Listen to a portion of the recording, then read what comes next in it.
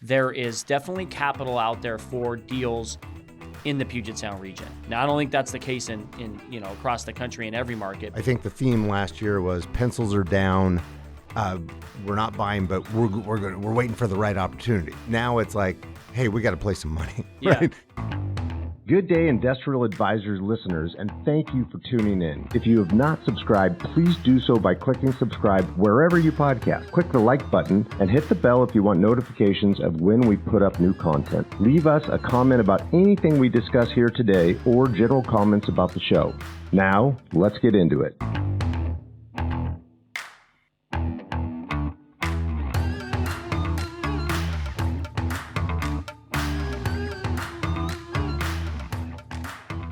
Welcome to our Industrial Advisors podcast.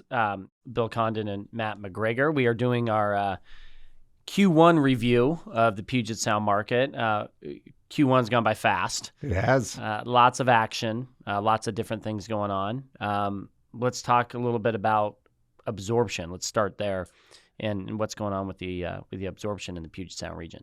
First of all, I would say overall it was a good quarter. Right. Despite a lot of bad news in the media, it was a good quarter overall. There's some red flags. We'll talk about it. But overall, pretty good. Now, the absorption numbers, Bill, as we talked about, are misleading because we actually had a negative absorption, 390,000 square feet. So the vacancy actually ticked up from 3.4 to 3.7. But I think it's misleading. The way we are calculating it, let me correct that. It's a true number. Okay. However, with signed leases, and we're just accounting and accruing the larger deals, I think the absorption is going to be about 1.8 million for that first quarter based on signed deals, and that's after subtracting the negative absorption, so the give backs. So I think through Q1, the real absorption will record obviously upon commencement of those leases. I think by the end of the year that Q1 will look like 1.8 million feet. Yeah. There was the actual numbers state, that we were a little bit negative, but with those signed leases, we'll be close to 2 million feet of positive is what we'll look like, which is great, which is a great quarter from a leasing standpoint, especially given it's Q1, right? And we have 3 more to go. That's right. Let's talk about the different submarkets and how that looks from an absorption standpoint.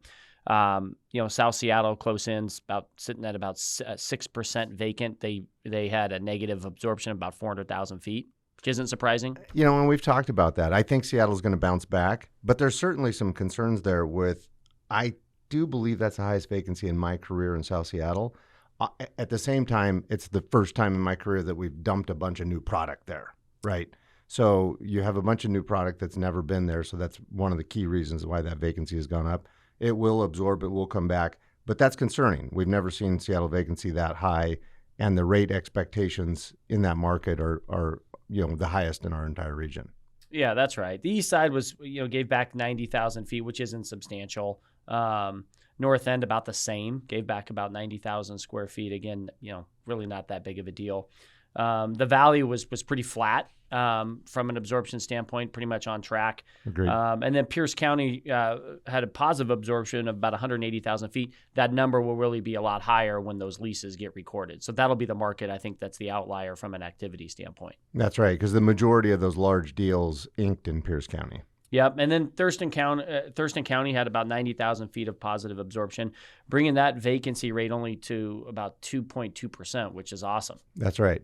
Although it'll jump up because there's some buildings under construction there. Yeah, once they're delivered. That's right. Yeah, so overall, we are ending the quarter at 3.7%, which is still a very healthy market for us. Absolutely. That's right. So, Bill, let's talk about subleasing. We've talked about this. We actually did a podcast on it a few months ago.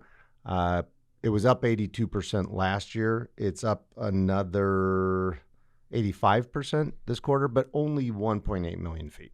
Yeah. So the percentage sounds like a lot. Yeah, sounds staggering. But the amount of space that is actually we're talking about is almost irrelevant in the market. We have 2 subleases out right now. Both have tons of activity, are going to get leased to tenants. So that stuff's getting absorbed as well. That's right. Nationally, we continue to outpace the national increase in subleasing, which is starting to be a little bit of a story. I'd say a little bit of a red flag, although it was like at record low levels. So the volume isn't much, but last year in total, it went up 78%.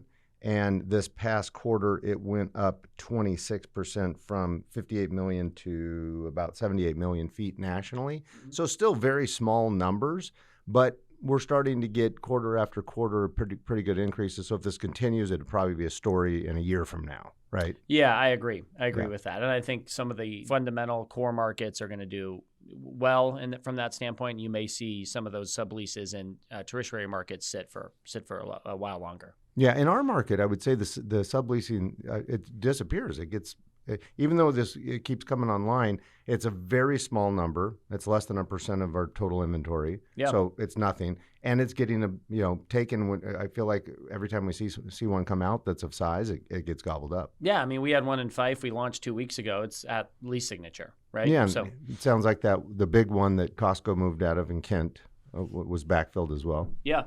So there's deals out there for those particular subleases. Investment activity, volume wise, it's going to be a slow Q1. 134 million. Yeah. Historically, that's a decent number if you take the last 5 years out of it. Correct. Right? Yeah. Because before 18, we tracked it, and it was like usually 600 million. Ish in annual sales, and then suddenly it jumped to 1.6 to 1.8 billion for the last 5 years. So a 134 million number for a quarter seems staggeringly low, but it's actually historically fine. Yeah, it is not anywhere near, like you mentioned, the last 5 years of where we've been. But then there is product that's coming online, right? Yes. You have some product that just got launched in Lacey and Fife. We're going to be bringing out a deal in Woodinville.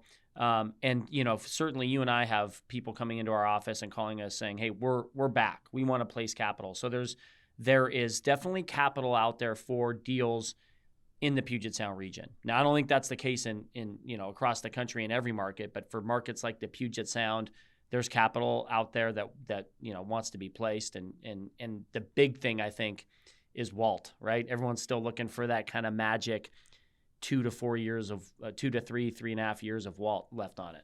That's right. We kind of predicted this, but I will say, I mean, the amount of calls we're getting with people coming into town is massive, and so I think the theme last year was pencils are down. We're not buying, but we're waiting for the right opportunity, right? Yeah. Now it's like, hey, we got to place some money. Yeah. Right? It's been 4 or 5 quarters since we bought something. I'm just saying the average buyer, and that discount's probably not there, right? I mean, we've discounted from where we were. Yes. Say 6 quarters ago when it was at the top of the market, six quarters ago, or about that. Yeah. And I think a lot of people were waiting for this big discount, but if you've got 95% of your capital, sideline waiting for that discount, guess what? There's no discount, right? So that's right. So now they're coming back, and we're getting multiple calls for people wanting to come in our office and talk about the limited opportunities that are out there.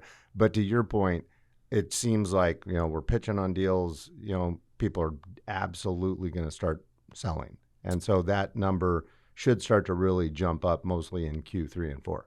Yeah, and we talked about that as in the second half of this year as things stabilize and folks get more comfortable, the investment activity is going to increase. And we're already starting to see it. 2Q will definitely be bigger than Q1 from a volume standpoint. So it'll be interesting to keep an eye on where those deals trade at. That's right. And then the largest deal of the quarter was the Safeway bottling plant in Bellevue for $25.1 million. Yeah. I'm sure that's a redevelopment play. I'm not following it, but based on that location, I would think that is not industrial. I think that's right. So let's talk a little bit about construction and what's going on in the development space. Yeah. So overall construction, and I'm just saying, in our core industrial market, not statewide, is about 6.1 million feet, just under 6.2 million feet. Not that much product, right? We absorbed 9.2 last year and 10.6 the year before that. Obviously, those were inflated COVID numbers, but I'm not afraid of that. 6.1, mostly we just talked about absorbing about 1.8 in Q1 that will be recorded later. So I feel like that's an achievable number to hit, even in a little bit slower of a market than COVID. So if I look at that and say, gosh, are we going to hit that? Because if we don't, obviously vacancy is going to go up. I feel like that's a number that will hit. You predicted 7 million, I think, at the end of last year that we'll do. I predicted 5. So if we split that baby, we'll have neutral. We'll be neutral, and we'll absorb what we built. Yeah, I'm still predicting 7, just for the record. But there's the activity appears. The bigger stuff that's being built is going to get is likely going to get taken down and get leased, and that'll help the absorption numbers. The one area where I think that there is a little bit of a slowdown and where there's a lot of product is in that, call it 100 to 160, 170 range. There's a fair amount of product that's available in that size range. Traditionally, that's been the bread and butter of tenant demand in our market, but there seems to be more product available than there typically is in that size range. Yeah, that seems to be where we're building inventory, although it is down from Q4. I think in the size range you mentioned in our market wide, we tallied that there were 49 options. There's now 43, so it's going in the right direction. But to your point, there's not a lot of tenants out running around in that size range, and unfortunately, we got a lot of product in it. That changes market to market where it is, right? But the activity seems to be in the bigger size and in the smaller size. I mean, we're still seeing a lot of big deals get done. Yeah, and I think that's a really important piece of information for both landlords and tenants to know, right? Just to know where the leverage is at. If you're a landlord, you're not worried about having 500,000 square feet available. However, you might need to get aggressive on a deal for 100,000 square feet, more aggressive than you would in the past. So just something to keep an eye on. You're not afraid to pass a 500 if it's the wrong deal or a shaky credit or something. You might take a hard look at the 100, right? Yeah. Maybe forgive a little bad credit, get a better, a little better security deposit or something like that. Exactly. Structure the deal a little bit differently, but be more open to doing a deal in that space than you would a 500. That's right. Let's talk about going down I-5 real quick. We've talked about this on other podcasts, kind of that south of, call it Thurston, right? Thurston County area, and south all the way going down the I-5 corridor to Portland. We've seen a lot of activity through COVID. So the question mark is, now that we're kind of out of that COVID market, it's slowed down a little bit. It's still very good, robust market, but it's certainly slowed down. So then the question is, what's going on in this corridor?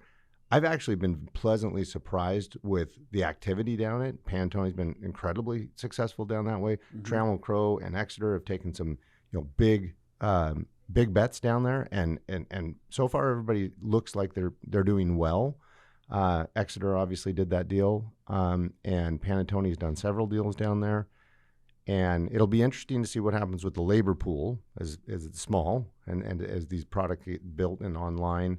It'll be interesting to see, will the labor move there? Because you're going to have to. Right. That Lowe's took a lot of it. You got GP opening there. You've got Ryerson obviously opened their facility there. You got another deal. You got Electrolux with Exeter, and then you've got another deal. I think it's GE on the Reynolds site in Centralia. So that's a lot of facilities, a lot of square footage, and a lot of labor in a rural market. It is. And so from that standpoint, you're pulling from north and south, right? I mean, you could be looking into Oregon at that point, and certainly, of course, Washington, since that's where it's based. But I think for those projects, bigger is better, right? Agreed. And that's kind of proven to be the case, right? The further south you go, the bigger building you want to build to differentiate yourself from the rest of the market. That's right. You wouldn't want to go build a 350 there, I don't think, today. No, I don't think so. Yeah, not spec. Yeah. But so Kelso, let's talk about Kelso. So you've got Trammell Crow building a large building. I think it's just over 1.1 million feet. They say they're going. Yeah. And when I look at it, when I first thought that, I'm like, well, that sounds a little crazy. But then, you and I talked about this. It's not. It's actually, I think, a great play. It's right on I-5. It's very close to Portland. So I think they're looking at it saying, we can get those deals coming out of, Seattle that want to be on the I-5 corridor. You can get those deals coming up out of Portland. It's right there. and you're going to have a low basis, looks like a perfect building, no weird angle walls. It's got trailer stores, all of that. And it's, basically got its own exit right on I-5 there. And I think it's a little out of that labor pool that we just talked about, where it's closer to Portland, it's in Kelso, so you're grabbing a different labor pool. Yeah, I think they check a lot of boxes with it. And you mentioned they're building a good building. They have yard. It's right off of I-5. It's a big building, right? And so traditionally we don't have a ton of tenants that are looking in that size range, but every year there's more. So I think they'll do well. It'll be a really interesting one to keep an eye on.